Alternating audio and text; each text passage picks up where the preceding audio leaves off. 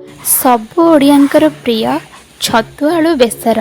चलतु फ्रेंड्स देखिबा आज छतु आलू बेसर मु केमिति बनाउची। किछि छतु मु नेइची देखंतु गोटा छतु ताको भी भल भाव रे काटिकी पानी रे किछि समय छाड़ी दउची। सेथरे जस्ट किछि हळदी देई दउची। हळदी देइतले हमर छतुरे जो जीवाणु थांती सी नष्ट हो जाती। देखंतु मैं चिपुड़ी दउची। चिपुड़ी की रखी दउची छतु को। छतु बेसी पानी रे भिजेइबेनी कहीं भाजिला बहुत पानी बाहर। गोटे कड़े तेल तापर रखी छतु को मैं आड कर दूसरी। आपको 2 से 3 मिनट भल भाव में भाजी नहीं जमीन आधर पानी छाड़ी मरीजाए पानी गुड़ा जमी मरीज। देखो मुझे भल भाव में भाजी नौची। एवं जस्ट लुण और हल्दी आड कर दूसरी। 2 मिनट पुणी भल भाव में भाजी नहीं दूसरी। देखो छतु भाजी तो आम भल से भाजी हो गला। एवं टिक टिक करके गोटे आलू नहीं से आलू को भी भाजी ने आपण साइज जमी चूज करें। आलू को मुझे भाजी नेली। आलू टी गोल्डन होगापर छतु आलू एवं मोर भाजी हो जाए। एवं मसला प्रस्तुति करवा मुझे पियाज नहीं गोटे बुदा रसुण नहीं जीरा सोरिष आउ किछि सुखिला लंका आपको भल भाव प्लेन भाव में मिक्सचर जार रे ग्राइंडिंग कर नौची। देखंतु पूरा पालिश भाव में करेंगे। पूरा पालिश हो जाए से सेम कड़े रे जस्ट सोरिष तेल देव। आप भी रिफाइन तेल आड करेंगे। सोरिष तेल पर मु रखी मसला को मुझे आड कर दूची। सोरिष मसला को आपको 2 से 3 मिनट एमती भाजी नौची जमी तेल सहित मसला भल भाव में मिसीज।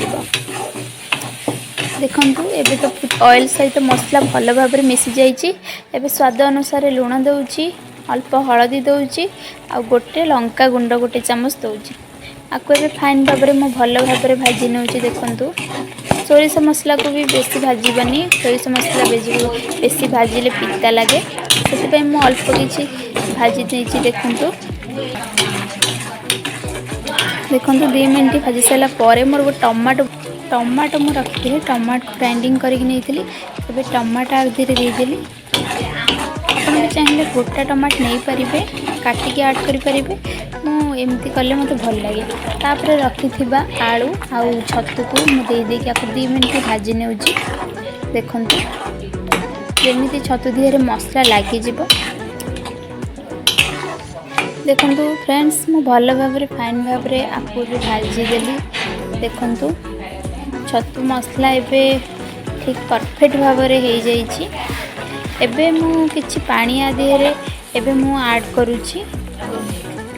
मतलब किछि पानी ऐड कर दूची आदिहरे स्वाद हिसाब रे पानी मो जेतिकी भी ऐड दरकार जेतिकी पानी दरकार मु सेतिकी ऐड करूची। मु टिके अधिक पानी दूची कहीं ना ये मु कंचा आलू नहीं सिझा भी पानी दरकार ताको। देखंतु फ्रेंड्स मो आलू ए भल भाव में सिझा को मुझे 5 मिनट भाई छाड़देली। एबे हो गला। देखंतु एबे गोटे आंबुलटा देहरे दबा। आंबुल तो ऑल लोकंकर फेवरेट छतु बेसर रे आंबुल। एबे देखंतु फाइनल लुक छतुर पूरा इमी स्टाइल ओडिया स्टाइल छतु बेसर तरकारी बहुत ही स्वादिष्ट लगे। निश्चिंत आपण घरे एमिति बनांतु। देखंतु फ्रेंड्स केते सुंदर लगुची। ये देखा को भी जी सुंदर खाइबा को भी आठ बहुत भल लगे। आ मो वीडियो जति आपण मानन को भल लगुची ताले लाइक सब्सक्राइब करबा को भूलिबेनी।